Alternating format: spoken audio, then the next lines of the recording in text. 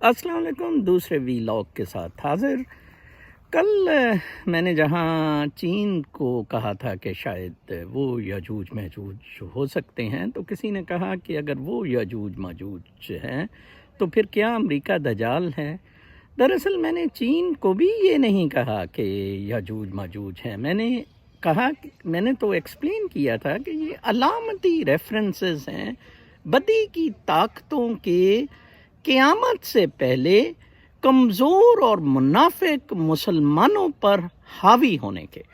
امریکہ بھی دجال بالکل نہیں ہے جی، لیکن امریکہ بھی جس طرح کے شام، یمن، عراق، ایران، افغانستان، لیبیا، ان سب جگہوں امریکہ نے مداخلت کی، اور جو ٹرمپ کا ایگزیکٹو آرڈر مسلمانوں کے خلاف آیا ہے وہ یہ چیز ثابت کرتا ہے کہ جی یہ وہ بدی کی طاقتیں ہیں جو کمزور مسلمانوں پر حاوی ہیں، اور قیامت سے پہلے کا منظرنامہ کچھ اس طرح کا پیش کیا گیا ہے قرآن پاک کی آیات اور احادیث مبارکہ سے۔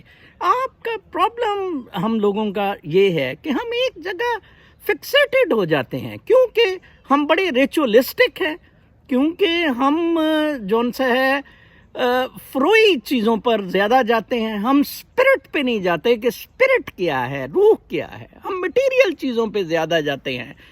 تو اس لیے یہ بڑا کلیئر ہے دجال امریکہ کو کہنا۔ کل کوئی فرما رہا تھا جی کہ امریکہ کے ڈالر کے نوٹ کے پیچھے جو ایک آنکھ بنی ہوئی ہے، واقعی یہ ڈالر جس طرح پوری دنیا پہ حکمرانی کرتا ہے، ایسی بالکل کوئی بات نہیں ہے۔ ساری بدی کی جو طاقتیں ہیں وہی یاجوج ماجوج ہیں، وہی دجال ہیں۔ آپ دیکھیں آج چین نے کوئی وادی کا کہا، ہندوستان کے جو قبضے میں تھی کہ وہ ہماری تھی جی، ہم نے لے لی۔